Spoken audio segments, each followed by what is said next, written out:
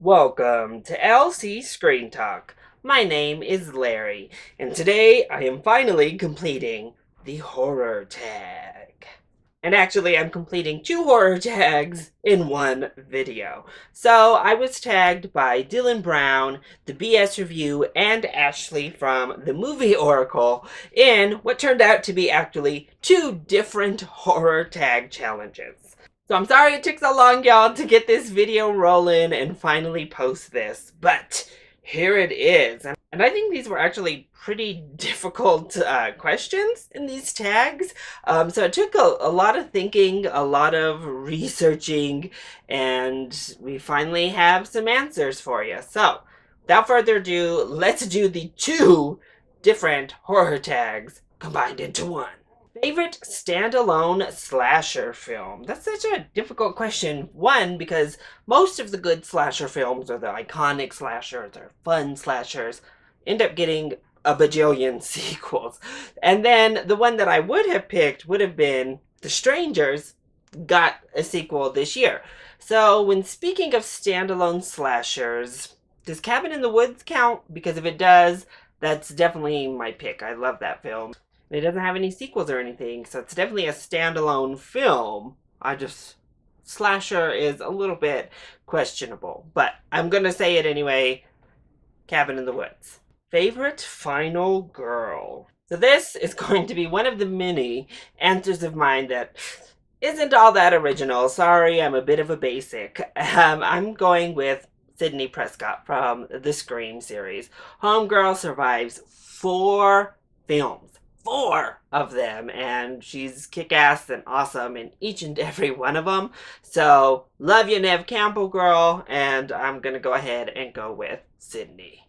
Favorite slasher mask. This was hard because obviously so many slasher masks are just iconic. So many of them are simple and effective and iconic, but I'm going to go with Leatherface from the Texas Chainsaw Massacre. One, it just looks like really intimidating and really scary from the appearance, but then like just to think about the fact that it's made out of human flesh and the victims is insane, and makes it that much more terrifying, makes the entire concept of Leatherface himself more terrifying. So not only does the mask look cool and creepy, but it enhances the villain himself. Favorite horror setting? Another kind of basic answer for me, but I definitely think home invasions, they are effective and they are done so often for a good reason, because I don't think there's anything more psychologically terrifying than being attacked in your own home, something that could actually happen to you.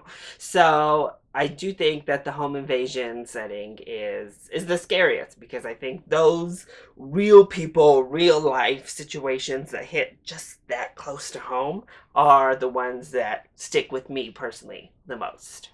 Favorite slasher kill. So this is coming from a movie that most people don't really like. But hey, I watched it when I was pretty young, and I've always liked it, and I love Sarah Michelle Gellar, so I'm picking the death of Sarah Michelle Gellar in I Know What You Did Last Summer. It's always been one that has just stuck out to me ever since I was a kid. I was like, that's how I would want my death scene to go. One, because it's just a very long scene. From the moment that he kind of initiates contact with the character all the way through until when she finally is killed, it takes up a really good chunk of screen time and is one that I think is longer than any of the others. Someone else gets killed in between her death scene. Like as she's being hunted down, running from him, there's another death that happens. Plus, she's like so close. And of course, she does something stupid to get herself ultimately caught. But we have the marching band playing, the fireworks going off. And yeah, I think it's really pretty awesome and always has been one of my favorites. Worst slasher ever made. It's a hard one. There are so many bad slashers, first of all.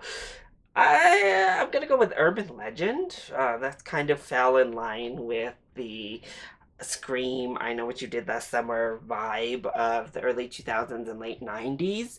It just was significantly worse for me than either of those. But the sequels to I Know What You Did Last Summer certainly could qualify. So many of the sequels to Friday the 13th could qualify. Many of the sequels to Halloween could qualify. I mean, Leprechaun, the entire Leprechaun series could qualify. So there's a lot. But the special shout out, I think, for Urban Legend, since you're not part of a franchise, you're not like at the tail end of a maybe should stop franchise. You're just by yourself there. Favorite nude scene? What a weird question. I heard this question in other people's videos. I was like, what?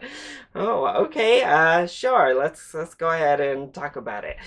Nude scenes that stick out are difficult in these films. So obviously the male nude scenes stick out a little bit more because they're much less frequent than naked women getting killed. One that's definitely notable for me is Cillian Murphy in 28 Days Later, because it's actually like our male lead protagonist, who is just like full frontal there. We get another shot of him taking a shower later. So it was just really notable in the theater, actually, being like, whoa, I wasn't expecting to see not just an extra or some rando, like our male lead, like full on naked. But my favorite is the late Paul Walker in Joyride, because Paul Walker is gorgeous, and getting to see him and Steve Zahn walking into that diner, that nice little booty, yeah. Yes, I'm wearing a Pray for the Wicked shirt, if you're wondering why I'm rocking Panic at the Disco for this video. Pray for the Wicked fits the theme of this video, so please, hands together. So now let's head on to the second half of the questions. So we have favorite opening scene. Oh, there are so many good opening scenes. This was actually a really difficult selection to narrow down. Of course, we have Scream's iconic opening. I think Jaws has an iconic opening, but I am going to go with Carrie. Of course, we all know that iconic shower scene in Carrie that starts us off. But what I think makes it so effective is that it's not all about the scares right off. We don't jump right into the horror setting. It seems different than that. It seems kind of like a high school drama film that we start off. And it really sets the tone as Carrie is our protagonist in the film, that we instantly feel bad for her and feel for her and connect with her plight, and slightly introduce the supernatural element as well. But I think it just does such a great job of connecting the audience to the main character of the film. Plus, I think it sets up the victims later in the film as villains to start off with. It makes us empathize with the killer, if you will, better than I think anything else in any other horror movie has ever done. Top 3 horror quotes. This is another difficult one because actually there's a lot of really iconic lines from horror films. But these are just kind of my 3 favorite for all different reasons. But I think they're all pretty iconic. So the first quote is, "Get away from her, you bitch," from Alien. This is when Ripley rocking in that freaking like robot, going head on with the queen alien, and pretty much I feel like this is just such an impactful scene for so many reasons. Obviously the quote is awesome, delivered with such awesome conviction from Sigourney Weaver. This is like what we've been leading up to, and I just think it's a great moment in the film, and it's a great line, just wonderful. My second quote is from Freddy Krueger. "This is God." It's just wonderful when the victim is praying to God. He just whips out those claws and proclaims, "Hello." I just think it's such a wonderful, cheeky scene from a cheeky slasher villain. And then my final one comes from that maligned slasher again, I Know What You Did Last Summer. And this one is just because it's so funny and so iconic and so memeable. But Jennifer Love Hewitt standing in the street. "What are you waiting for? Huh? What are you waiting for? Oh, it just is so good. There's actually also a really good quote that's leading up to that moment with Ryan Felipe. It's just like, what? Did the crabs pick up the body and take it away? But obviously, this is just an iconic quote. It's super funny. It's just over the top, and I think it's pretty great.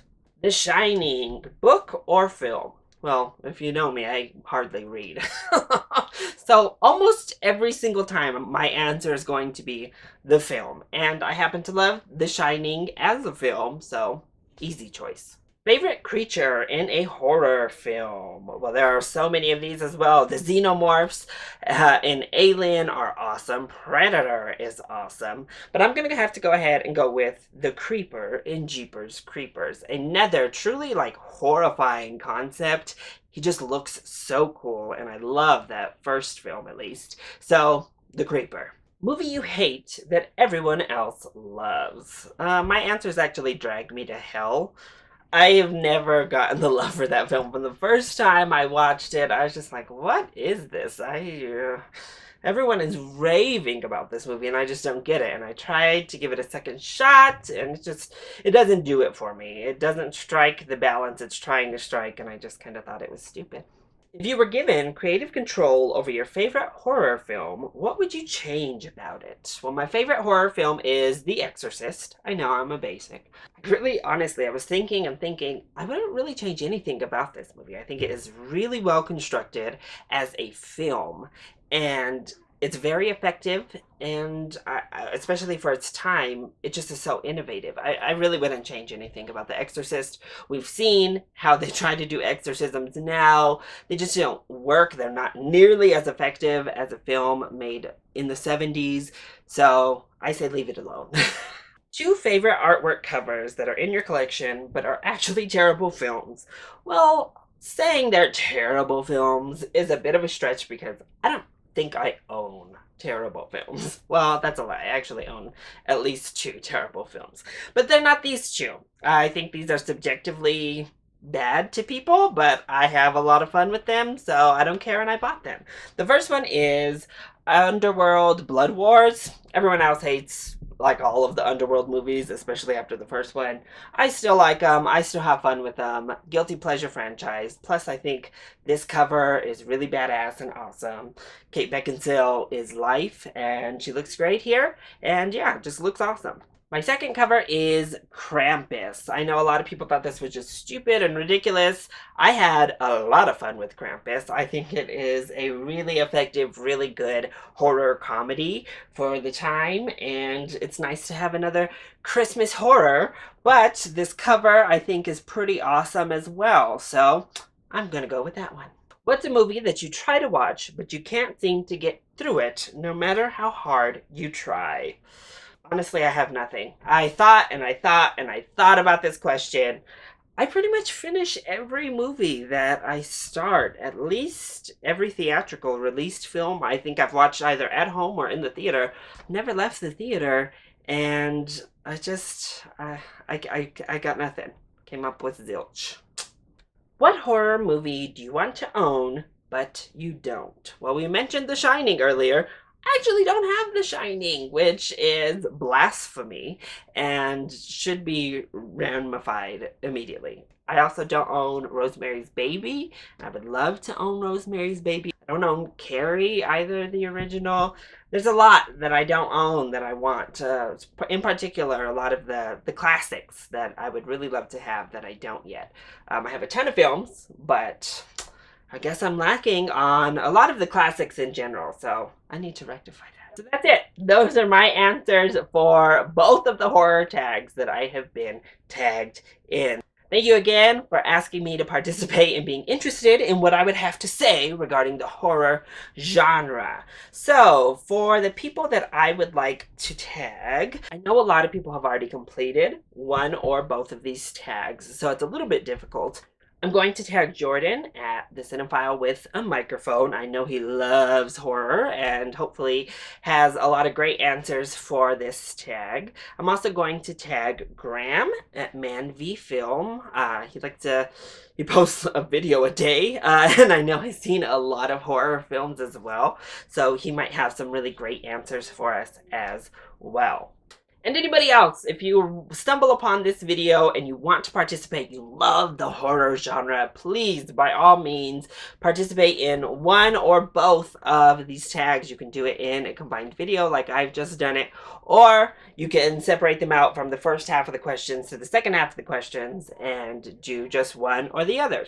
Thank you all so much for watching my horror tag video. I hope you enjoyed it. If you did, make sure to click that like button down below and subscribe to the channel so you are always up to date on our latest videos.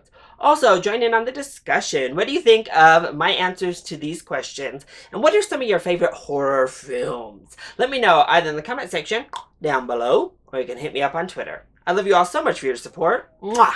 Thank you for watching, and I'll see you next time. Bye!